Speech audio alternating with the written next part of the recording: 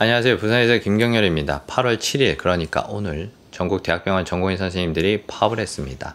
예전 2000년도에 의약분업 때문에 의사들이 파업했을 때는 응급실이나 중환자실, 분만실 등의 최소 인력을 남겨뒀었지만 이번 파업은 모든 진료 영역에서 철수하는 전면 파업이죠.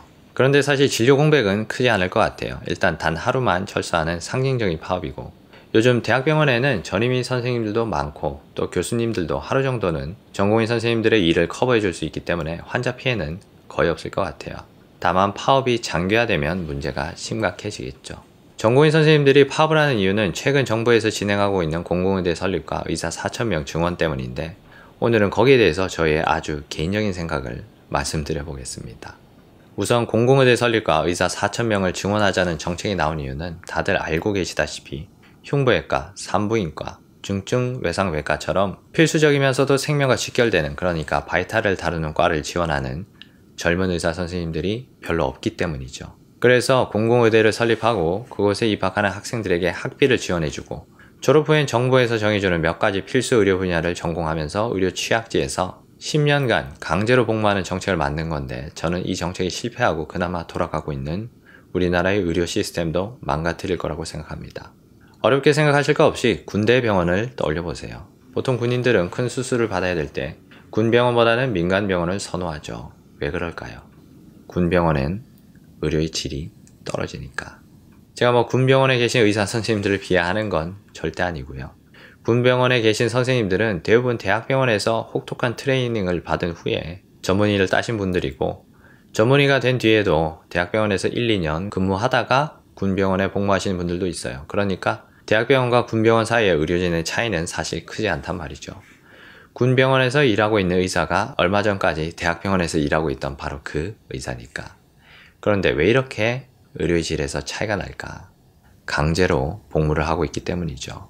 여기에 대해서 반론하시는 분들은 공공의대에 지원하는 학생들은 애초에 어려운 사람들을 돕기 위해 의사가 되려고 하는 따뜻한 마음을 가진 사람들이니까 이기적인 요즘 의대생들과는 다르다고 말씀하실 수도 있지만, 안타깝게도 마음의 온도를 측정할 수 있는 입시 전형은 없습니다. 공공의대에 합격하는 학생들은 마음이 따뜻한 학생들보다는 의사가 되고 싶지만 의대에 가기엔 성적이 약간 모자라는 학생들일 가능성이 높겠죠. 결국 일반 의대생이나 공공의대생이나 성적 말고는 큰 차이가 없어요. 이건 이미 실패한 정책인 의전원 제도의 예를 봐도 마찬가지입니다. 다양한 분야를 경험한 사람들을 의사로 만들어서 임상의사보다는 기초의학을 연구하는 의과학자를 육성한다는 취지에서 의전원 제도를 시작했지만, 의전원 도입 후에 기초의학 전공자는 오히려 줄어들고 임상의사 비율이 증가했죠. 이건 의전원 학생들에게 문제가 있다는 말이 절대 아닙니다. 그러니까 어떤 사람이 의사가 되든지 전공 선택에 중요한 건 그 전공 자체의 장래성이나 연봉, 직업 안정성, 이런 실제적인 거지, 그 사람의 출신 배경, 살아온 환경, 따뜻한 마음 이런 게 아니란 뜻이죠. 기초의학 연구가 장래성이 있고 안정된 취직 자리가 있다면 굳이 의전원 제도를 만들지 않아도 의대생들이 알아서 지원을 했을 거고요. 그게 아니라면 어떤 제도를 만들더라도 지원하지 않을 겁니다. 그런데 의전원 제도와 달리 공공의대생들은 자유롭게 전공을 선택할 수 없고 근무지 선택도 불가능한 상태에서 10년간 강제 복무를 해야 되니까 그 기간 동안 군병원 이상의 의료의 질을 기대하기는 어렵겠죠. 그래도 의사 수가 늘어나면 결국 의료 접근성이 좋아지고 서비스가 나아질 거라고 주장하시는 분들도 있는데, 한번 생각을 해보세요. 우리나라는 OECD 국가 중에 인구 1000명당 의사 비율이 2.34명으로 가장 낮은 편입니다. 그런데 OECD 국가들 중에서 의료 접근성은 몇 등일까요? 정확하게 등수를 매기긴 어려워도 아마 최상위권에 있겠죠. 이건 거의 모든 대한민국 국민들이 인정하는 사실입니다. 그런데 이상하죠. 의사 수가 적으면 의료 접근성이 떨어져야 되는데 왜 우리나라는 의료 접근성이 높을까? 의사 수가 많은 다른 나라들과 비교해보면 그리스는 인구 1000명당 의사 비율이 5.35명으로 우리나라의 2배가 훨씬 넘죠. 그럼 의료 접근성도 2배 높을까? 아니죠. 우리나라와 비교도 할 수 없을 정도로 의료의 접근성이나 의료의 질이 떨어집니다. 너무 극단적인 예를 들었나요? 그럼 선진국들을 예로 들어보겠습니다. 스웨덴은 인구 1000명당 의사 비율이 4.3명으로 우리나라보다 훨씬 높지만 진료를 보기 원하는 환자의 3분의 1이 90일 이상 대기해야 될 정도로 의료 접근성이 낮습니다. 미국, 영국, 프랑스, 독일 같은 선진국들도 모두 우리나라보다 인구 1000명당 의사 비율이 조금씩 높지만 의료 접근성이 높다고 말하기는 어려워요. 많은 해외 교포분들이 큰 수술을 받아야 할 땐 일부러 한국에 들어올 정도니까. 그럼 왜 우리나라는 이렇게 의료 접근성이 높을까요? 우리나라 의사들이 착해서? 아니죠. 돈을 벌고 싶어하는 의사들의 이기심 때문이죠. 최대한 많은 환자들을 빨리 치료해서 돈을 벌고 싶어하는 마음. 그래서 의사의 수와 의료 접근성은 비례하지 않는다.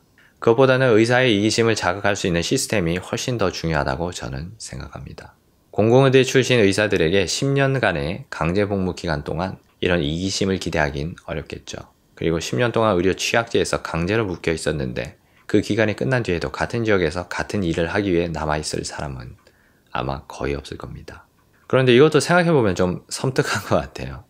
내가 그렇게 한다고 동의하고 공공의대에 입학한 거지만 겨우 19, 20살 때 결정한 거고 마음이 바뀔 수도 있잖아요. 그런데 의대 6년, 인턴 1년, 레지던트 4년, 그리고 수련받는 기간을 의무 복무에서 2년 정도 빼준다고 하니까 전문의 따고 나서도 거의 8년 정도를 거주의 자유도 없이 강제로 묶여 있어야 되는데 섬에서 공보위 근무하듯이 마음대로 어디 못 가고 공무원들한테 감시받고 멀리 나갈 때마다 보고하고 그런 생활을 10년 넘게 약간 1984 느낌이 나는데 뭐 그분들의 직업 선택권이나 거주의 자유, 인권은 차치하고 나서라도 어쨌든 그 기간 동안은 의료 취약지의 필수 의료 분야에서 일을 하시겠죠. 하지만 10년이 지난 뒤에도 같은 지역에서 같은 일을 하기 위해 남아있는 사람은 거의 없을 겁니다.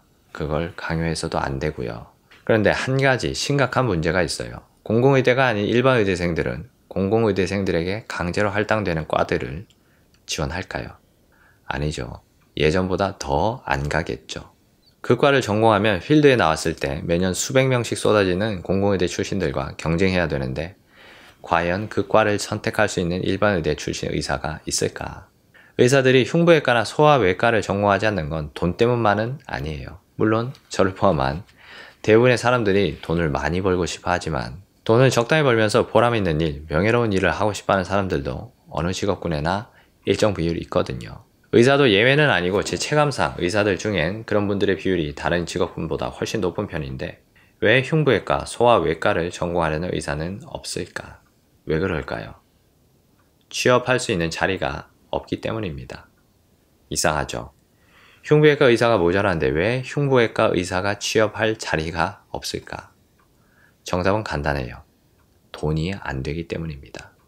큰 수술을 많이 해서 사람을 살릴 때마다 병원에 손해가 생기기 때문에 그런 손해를 감당할 수 있는 대형 병원에만 자리가 있는데 그런 큰 병원은 전국에 몇 개 없기 때문에 흉부외과 전문의가 자기 전공을 살리면서 일할 수 있는 자리는 얼마 안 된단 말이죠. 그래서 레지던트 때는 갈 자리가 넘쳐나지만 막상 전문의가 되면 취업할 곳이 없는 거예요. 다른 기피과들도 비슷한 상황이고요. 그래서 흉부외과 선생님들은 필드에 나가면 심장 수술을 할 수 있는 자리가 없기 때문에 미용을 위한 하지 정맥류 수술을 하고 산부인과, 일반외과, 비뇨기과 같은 선생님들도 전공을 살릴 수 있는 자리가 얼마 없기 때문에 본인이 몇 년간 힘들게 수련한 수술 기술을 포기하고 피부과로 개원하거나 일반과로 개원해서 가벼운 감기 정도만 보시는 분들도 많습니다. 그래서 이런 기피과들의 공통적인 문제점은 전공의 때는 전국에 갈 자리가 넘쳐나지만 막상 전문의를 따면 갈 자리가 없어진다는 겁니다. 이런 바이탈을 다루는 과들의 전공의 지원율을 높이는 방법은 간단해요. 그냥 의료 수가를 높이면 됩니다. 흉부외과 의사가 부족하다. 그럼 심장수술 수가를 높여서 심장수술을 한번 할 때마다 병원에 수익이 나게 시스템을 짜면 됩니다. 분만을 할 산부인과 전문의가 부족하다. 그럼 분만 수가를 올리면 됩니다. 돈을 벌고 싶어하는 이기적인 병원장과 의료재단 이사장들이 알아서 분만장을 만들고 산부인과 전문의를 고용할 거예요. 그럼 전공의 지원이 늘어나고 로컬에서 전공과 관련 없는 일을 하고 계시던 산부인과 선생님들도 다시 돌아와서 분만 일을 하겠죠. 그런데 이렇게 간단한 해결책이 있는데 왜 정부는 의료 수가를 올리지 않을까요? 이건 제 개인적인 생각인데 정확하게 말하자면 정치인들은 환자를 살리고 싶어 하지 않아요. 중증외상 환자를 예로 들어보겠습니다.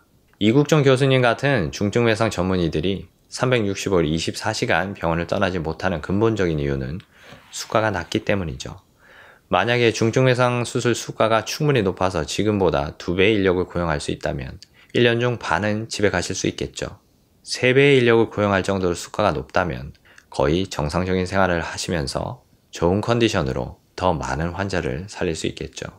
하지만 현실은 전문의가 24시간 365일 당직을 서면서 사람을 살릴수록 적자가 늘어납니다. 그리고 전국의 중증외상센터들은 이 적자를 메꾸기 위해서 국가에서 지원금을 받죠. 지원금을 받아야 겨우 운영할 수 있는 중증외상센터를 이기적인 대형병원 이사장들이 굳이 만들 이유가 없겠죠. 그런데 정부는 왜 중증외상 환자를 살릴수록 적자가 나는 구조를 만들었을까요? 중증외상 환자를 별로 살리고 싶지 않기 때문이죠. 정확하게 말씀드리자면 정치인들이 중증외상 환자를 살리는데 세금을 쓰고 싶어 하지 않기 때문입니다.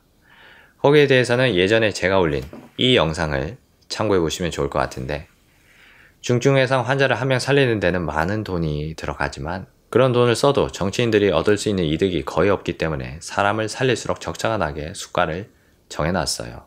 그럼 공공의대에는 왜 돈을 쓰려고 할까요? 이득을 보는 사람들이 있기 때문이겠죠. 먼저 공공의대 설립을 원하는 지역단체장과 국회의원들이 있습니다. 그리고 병원협회도 있습니다. 병원협회는 병원을 소유한 경영자들의 모임인데 대형 의료재단의 이사장, 병원장 같은 분들이 여기 속해 있어서 저 같은 일반 의사들과는 스탠스가 다를 수밖에 없어요.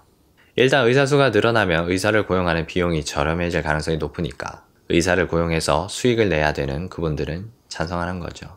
그리고 전문가인 의사를 컨트롤하고 싶어하는 정부 권력도 있겠죠. 전문가로서의 의사소견이 의외로 큰 힘을 발휘하는 경우가 많이 있거든요. 예를 들어 감옥에 있는 전직 대통령을 한 장의 진단서로 감옥 밖으로 빼온다든지, 비리를 저지른 대기업 총수가 곤란한 재판에 불참할 수 있도록 도와줄 수도 있죠. 6월 항쟁의 시발점이 되었던 고 박종철 고문치사 사건도 부검의사의 진술을 통해서 언론에 알려질 수 있었죠. 어쨌든 저는 이런 전문가들이 최대한 권력으로부터 독립되어야 한다고 생각합니다. 미국 국립전염병연구소의 파우치 소장처럼 대통령의 의견을 막 정면에서 반박할 수 있을 정도로, 그리고 수십 년 전에 달리도마이드의 FDA 승인을 막았던 프랜시스 켈시 박사처럼 공무원이라도 뭔가 정치 권력으로부터 독립된 전문가로서의 권한이 주어져야 할 것 같은데 우리나라는 그런 게 좀 안 되는 것 같아요. 공공의대가 설립되면 솔직히 많은 곳에서 악용될 소지가 다분히 있다고 저는 생각합니다. 이야기가 좀 샜는데 어쨌든 제 개인적인 생각은 기피카들의 수가 조정 없이 의료 취약지에서 강제로 복무하게 만드는 공공의사 제도는 군병원과 같은 이유로 의료 질의 하락을 피할 수 없고 10년간의 강제 복무가 끝난 뒤에 그 지역에 남아서 같은 일을 계속할 의사는 없을 것이다. 그리고 일반 의대생들 사이에서는 공공의대생들에게 할당되는 기피과를 더 기피하게 만드는 현상이 생길 수밖에 없기 때문에 결과적으로 우리나라의 의료 시스템은 더 기형적으로 변할 것 같다. 그 피해는 저를 포함한 대다수의 국민들이 받겠죠. 예전 영상에서도 말씀드렸지만 저는 우리나라의 의료 시스템이 몇 가지만 보완하면 정말 괜찮은 편이라고 생각합니다. 많은 대한민국 국민들도 저와 비슷한 생각을 하고 계실 것 같은데 이번 정책은 황금알을 낳는 거위의 배를 가르는 느낌이에요. 의대 정원 확대와 공공의대 정책이 진짜 실현되면 우리나라 의료 시스템이 정말 큰 변화를 겪게 될 것 같은데 저는 한 명의 대한민국 국민으로서 그런 큰 변화는 원하지 않습니다. 정책을 추진하시는 분들은 강제력의 바탕을 둔 공공의료 시스템도 훌륭해질 수 있다고 주장을 하시지만 그런 말을 하는 사람들도 본인이 큰 병에 걸렸을 때 공공의료 방식으로 치료받는 걸 선택할 사람은 거의 없을 거예요. 개인적인 생각으론 공공의대 이런 거 만든다고 세금 쓰지 말고 그냥 흉부외과나 중증외상 아니면 산부인과 같이 힘든 수술하는 과들 수가나 많이 올려주면 좋을 것 같아요. 마지막으로 유튜버로서 한마디 하자면 우리나라 수많은 지자체에서 적게는 몇 천만 원, 많게는 수억 원을 들여서 유튜브 채널을 운영하고 있는데 그 중에서 구독자 10,000명, 아니 1,000명이 넘어가는 채널이 몇 개나 있을까요? 공무원 수십 명이 달라붙어서 수억 원의 예산을 쏟아부어도 정말 성공하길 원하는 1인 크리에이터가 방구석에서 스마트폰으로 찍는 영상보다 인기가 없죠. 동기부여가 만드는 차이가 이렇게 큽니다. 그럼 오늘 영상은 여기까지 하겠습니다. 오늘 내용은 사실 동의하지 않는 분들도 상당히 계실 것 같은데 그냥 평범한 한 명의 의사로서 그리고 대한민국 국민으로서 제가 개인적으로 가지고 있는 생각들을 솔직하게 말씀드려 봤고요. 이번에 파업하는 전공의 선생님들을 보실 때도 너무 안 좋게 생각하지 마시고 이래서 파업을 하고 있구나 하고 조금만 이해해 주시면 좋을 것 같습니다. 그럼 끝까지 시청해 주셔서 감사합니다.